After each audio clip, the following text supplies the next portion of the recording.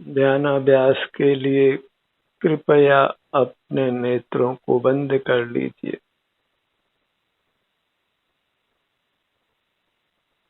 बाहर से अपना ध्यान हटाकर अपने आप पर लाइए, अपने शरीर पर।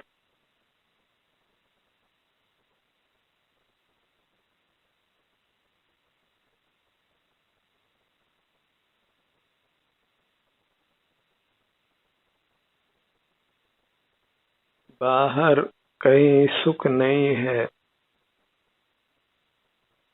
हम स्वयं ही सुख के बने हुए हैं। सुख के लिए हमें अपने से ही युक्त रहना है। बहिर्मुख रहने से मूर्त काया हमारी काया के साथ मिली हुई है और यह मूर्त काया विनाशिक है, इसलिए इसके संबंध से हमारा भी विनाश होता है। और यदि आप विनाश को प्राप्त नहीं होना चाहते हैं तो इस मूर्त काया के संबंध से अपने को मुक्त करिए। इसके लिए अमूर्त और मूर्त की संधि में ही अपने ध्यान को रोक कर रखिए। दुखों से अपनी रक्षा करना हमारा कर्तव्य है और जब तक मूर्त का बंधन है तब तक हम दुखों से रक्षित नहीं हैं, सुरक्षित नहीं हैं। इसलिए हमारा एक ही प्राथमिक कर्तव्य है, दायित्व है कि हम मूर्त के संबंध को मिटाएं।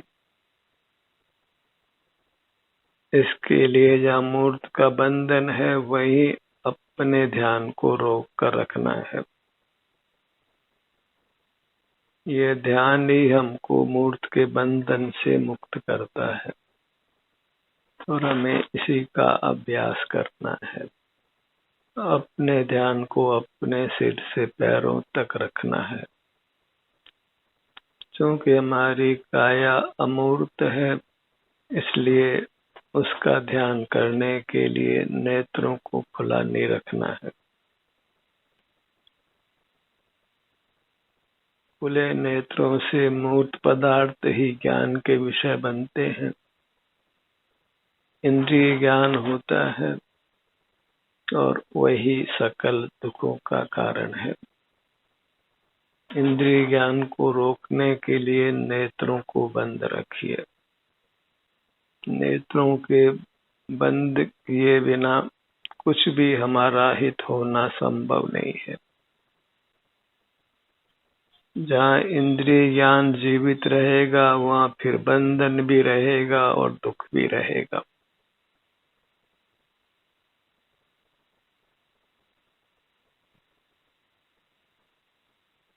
जहाँ मूर्त का बंधन है वहाँ कभी भी कोई भी भयंकर दुख खड़ा हो सकता है। तो मूर्त का संबंध हमको नहीं चाहिए। इस संबंध को मिटाना है, यही संकल्प करिए और इस संकल्प की पूर्ति के लिए अमूर्त और मूर्त की संधि में अपने ध्यान को रोकिए। और जब आप इस संधि में अपने ध्यान को लाते हैं तो मूर्त कर्म पृथक होता है और वह जब पृथक होता है तो शरीर में कुछ वेदना का भी अनुभव होता है। हमें उस वेदना से घबराना नहीं है। वह वेदना यही सूचित करती है कि हम कर्मों के बंधन से मुक्त हो रहे हैं। कर्म वेदना देखकर चला जाता है और उतने अंशों में हम मूर्त के बंधन से मुक्त हो जाते हैं।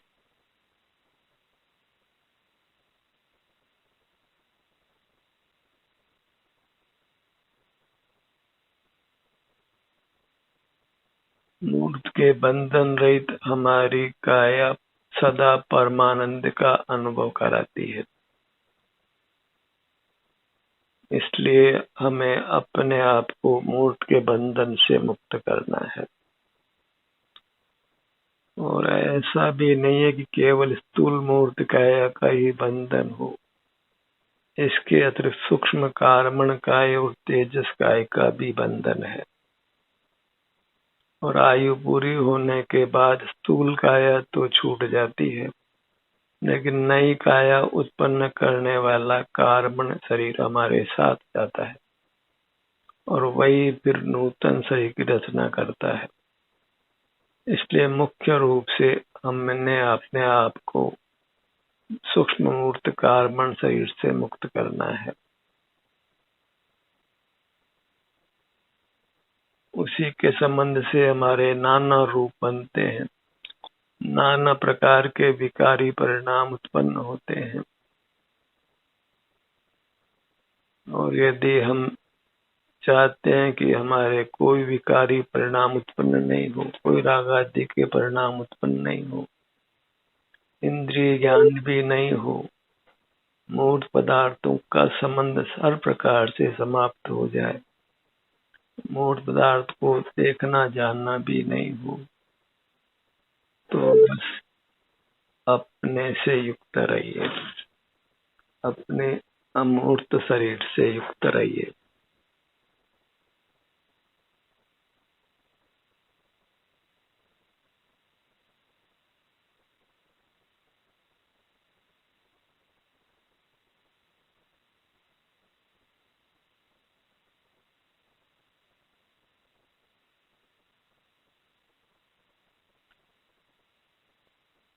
जितना शीघ्र हम अपने आप को मूर्त कर्म के बंधन से मुक्त कर लें, उतना ही अच्छा है, उतना ही शीघ्र हम दुखों से मुक्त हो जाएंगे। आज कोई दुख नहीं है तो इसका आशय ये नहीं है कि आगे भी दुख नहीं होगा।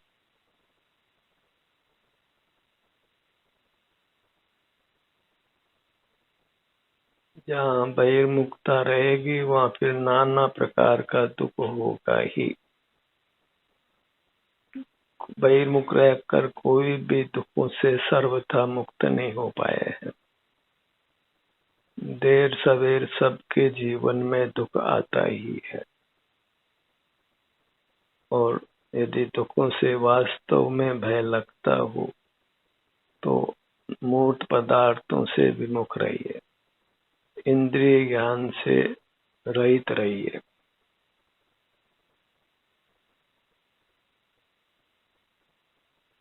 इंद्रिय ज्ञान से जो हम मूर्त पदार्थों को देखते जानते हैं, उनका नाना प्रकार से उपयोग करते हैं, तो फिर मूर्त का संबंध बना ही रहेगा। और मूर्त के संबंध से हम अमरता को प्राप्त नहीं हो सकते, क्योंकि मूर्त अमर नहीं है, विनाशिक है। विनाशिक मूर्त के संबंध से ही हम भी विनाशिक होते हैं, मरण को प्राप्त होते हैं। और मरण नहीं चाहकर यदि आप निर्वाण चाहते हैं, पुनर्जन्म नहीं चाहते, तो इस कर्म की संधि को मिटाइए। तो जीव और कर्म की संधि में ही अपने ध्यान को लाइए, और वह संधि अपने सिर से पैरों तक है। इसलिए अपने ध्यान को अपने सिर से पैरों तक रखिए।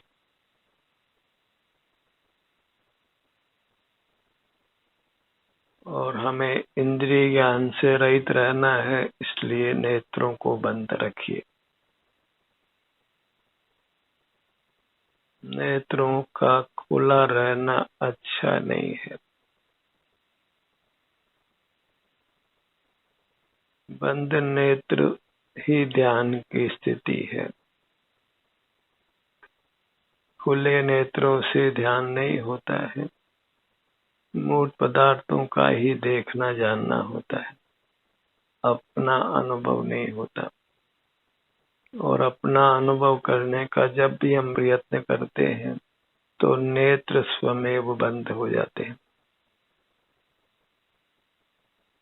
क्योंकि अपना अनुभव होना और इंद्रिय ज्ञान होना ये दोनों एक साथ कभी नहीं हो सकते।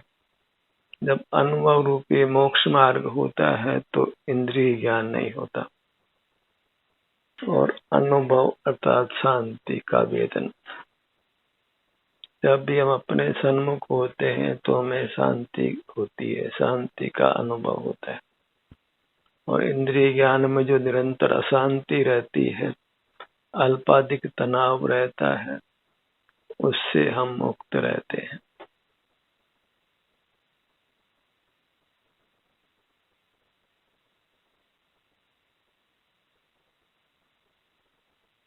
बाहर में सुख बुद्धि हित बुद्धि हमारे भीतर अनादि से पड़ी हुई है, क्योंकि हमारा जीवन बाह्य पदार्थों के अवलंबन से चल रहा है, और वह अवलंबन ही हमको बहिर्मुख रखता है।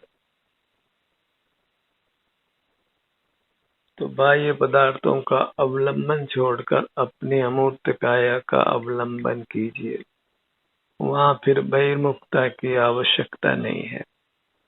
फिर बहिर्मुखता नहीं है तो फिर दुख भी नहीं है। बहिर्मुखता और दुख एक साथ हैं, और अंतर्मुखता और सुख एक साथ है। सुख की कामना है तो हमें बहिर्मुखता छोड़ना है, स्वतः ही फिर अंतर्मुखता हो जाती है।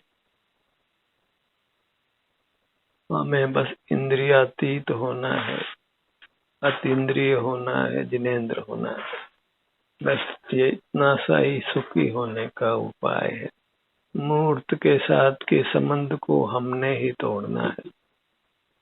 मूर्त से विमुख होकर, भौतिक जगत से विमुख होकर, यह भौतिक काया जो हमारी अभौतिक काया में मिली हुई है, वही सर्व दुखों की खान है, सर्व दुखों का मूल है। भौतिक काया को अपनी आध्यात्मिक काया से अलग करना है, और भौतिक काया एक नहीं है, तीन है।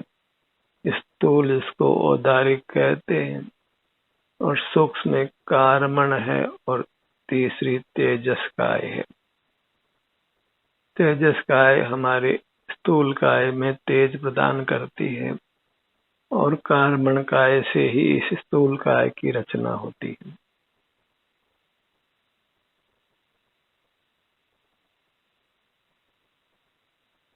अपनी मुद्रा को लक्ष्य में रखिए, क्योंकि इस संसार सागर को अपनी अमूर्त काया के आश्रय से ही मेटा जा सकता है।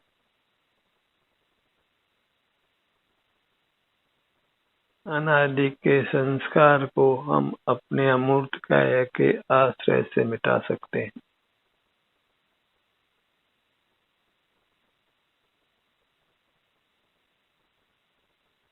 जिस कार्य को हम अनंत काल से भी नहीं कर पाए हैं, उस कार्य को हम 2 घड़ी में कर सकते हैं। अगर 48 मिनट लगातार यदि हम अपने सन्मुख रहते हैं, तो फिर मूर्त का संबंध अनंत काल के लिए समाप्त हो जाता है। तो अंतर्मुखता की ताकत अपार है, वह कर्मों के संबंध को शीघ्रता से तोड़ती है।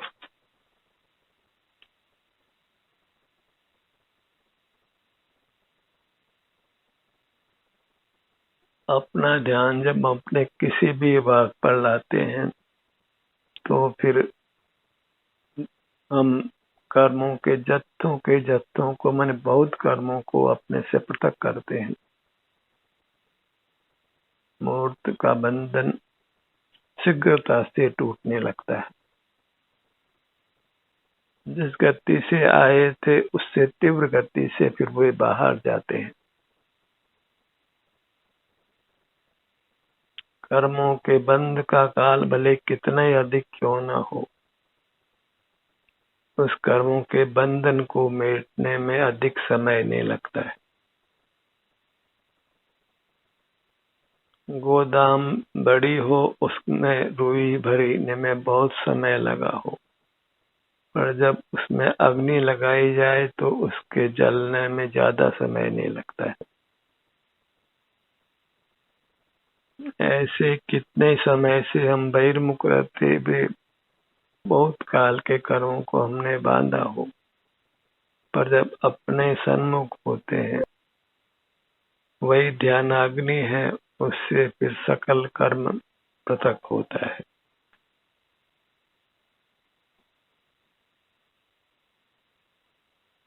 अपने ध्यान को अपने सिर के भाग पर लाइए।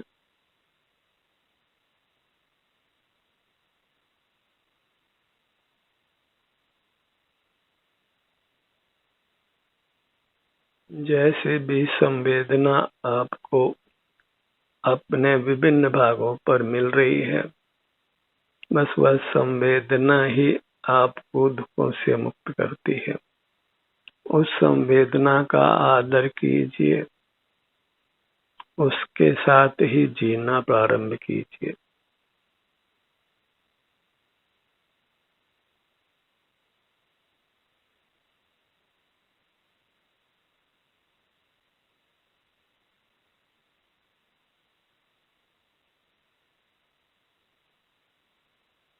ये स्वसंवेदन ही एक मोक्ष का मार्ग है। अपने शारीरिक सुख दुख को अनुभव में लेना और बाहर युक्त रहने पर वैश्विक सुख दुख का अनुभव होता है, उससे अपने आप को मुक्त रखना। बहिर्मुख रहकर वैश्विक सुख दुख नहीं भोगना है, अंतर्मुख रहकर स्वसन्मुख रहकर शारीरिक सुख दुख भोगना है। शारीरिक सुख दुख की घटना अपने अमूर्त शरीर में होती है। शरीर शब्द केवल मूर्त शरीर को ही नहीं कहता है, अपने अमूर्त शरीर को भी कहता है। वही शास्त्रीय भाषा में आत्मा है, परमात्मा है। हमें अपने अमूर्त शरीर का ही एहसास होता है, क्योंकि वह आत्मा शरीराकार परिणत है, इसलिए शरीर के रूप से ही हमें अनुभव में आता है। आप शरीर के आकार में ही हमको यह मैं हूँ ऐसा बोध होता है।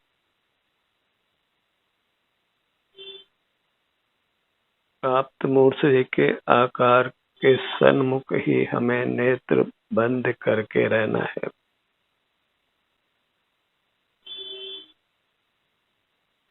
अपने ध्यान को अपने ललाट भाग पर लाइए और ये कार्य कठिन नहीं है, बस बहिर्मुख रहने का जो संस्कार है उसको ही मिटाना है। उसको मिटाने की यदि भावना है, संकल्प है, तो फिर हम सुगमता से अपने सन्मुख रह सकते हैं,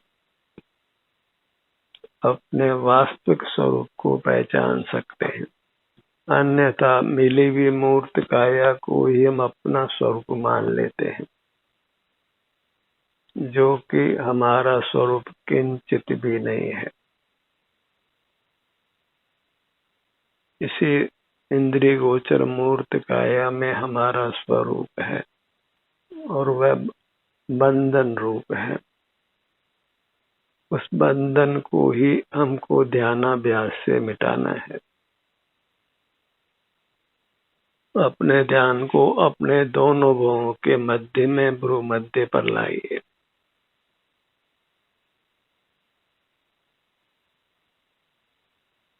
इस काम को अत्यंत प्रमोद से करिए, हर्ष से करिए, क्योंकि इसी से हम आने वाले दुखों से अपने आप को बचाते हैं।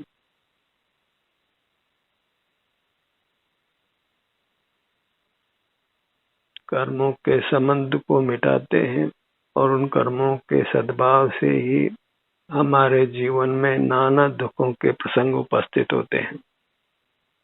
कोई दुख का प्रसंग उपस्थित नहीं हो, किसी बाह्य पदार्थ की आवश्यकता नहीं रहे, बाह्य जगत से हम प्रभावित नहीं हो, अपने उत्तम आनंद का भोग हो, इसके लिए हमें अपने से ही युक्त रहना है। कुछ विचार भी नहीं करना है, कुछ काय चेष्टा भी नहीं करनी है, कुछ बोलना भी नहीं है, कुछ याद भी करना नहीं है। अपने ध्यान को अपने दोनों नेत्रों पर लाइए।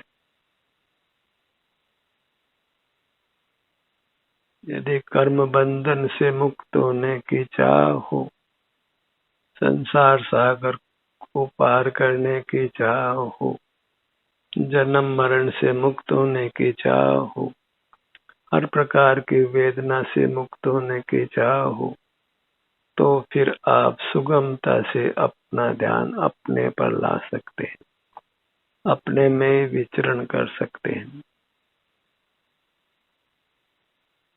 पहला, अपनी इच्छा की पूर्ति करने में कौन प्रयत्न नहीं करता है, पर हमें मोक्ष की इच्छा ही आज तक नहीं हुई। बाह्य दुनिया से छूटने का मन ही नहीं हुआ। हम तो खुशी खुशी बाहर की दुनिया से जुड़े रहना चाहते हैं, तो फिर मोक्ष की प्राप्ति संभव नहीं है।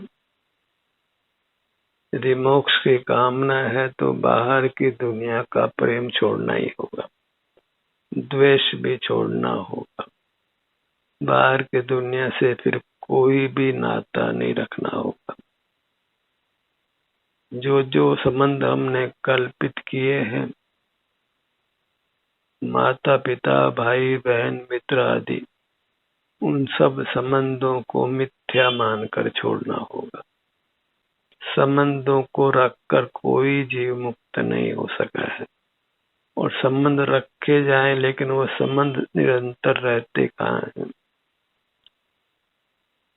संबंध असत्यार्थ हैं, तभी तो वे संबंध मिट जाते हैं। अपनी अमूर्त काया का संबंध कभी नहीं मिटता है, क्योंकि वही सत्यार्थ है।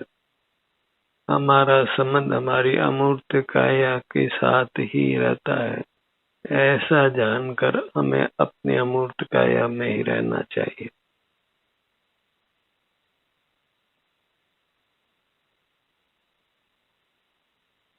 जैसे विवाह के पश्चात महिला पियर नहीं रहकर ससुराल में रहती है, ससुराल ही उसका घर होता है, ऐसे ही मोक्षार्थी की दुनिया फिर अंदर की दुनिया ही होती है।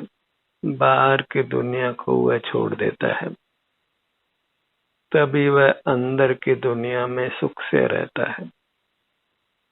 अगर महिला को पियर का ही पक्ष रहे तो फिर वह ससुराल में सुख का अनुभव नहीं कर सकती। ऐसे ही हमको बाहर की दुनिया का पक्ष रहे तो फिर हम भीतर की दुनिया का अमृत तुल्य सुख नहीं भोग सकते हैं।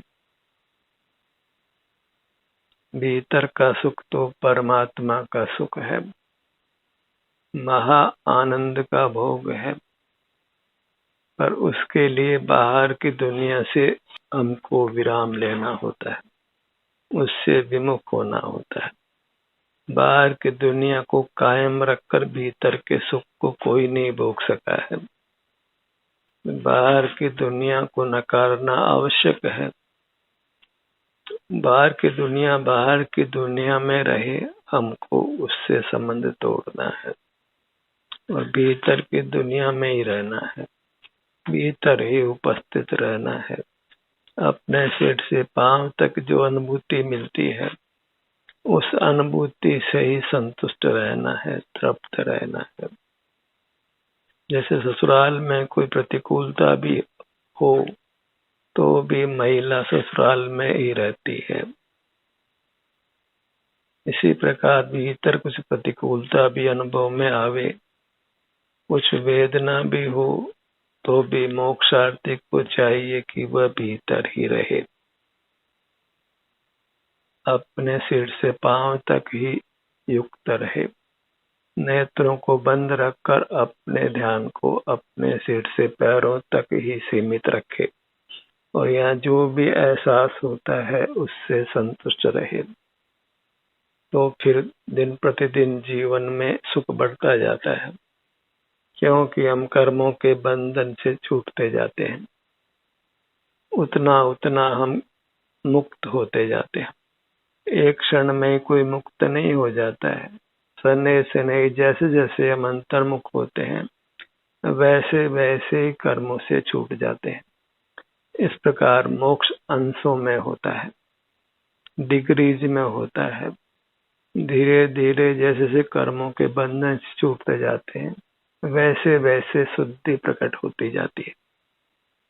जैसे स्वर्ण पाषाण को तपाया जाए तो धीरे धीरे वह अधिक अधिक शुद्ध होता हुआ एक समय पूरी तरह शुद्ध हो जाता है। ऐसे ये चैतन्य धातु है, इसको हम ध्यानाग्नि से तपाते हैं तो धीरे धीरे कर्म अलग होता जाता है और एक समय संपूर्ण कर्म अलग हो जाता है। तो फिर हम मूर्त से सर्वथा मुक्त हो जाते हैं और निर्वाण को पा लेते हैं, परमात्मा दशा को पा लेते हैं और जिसके बाद फिर अनंत काल तक किंचित भी दुख नहीं होता, अनुपम उत्तम सुख ही होता है। ध्यान का ये सत्र यही समाप्त होता है। आपकी सहभागिता के लिए धन्यवाद।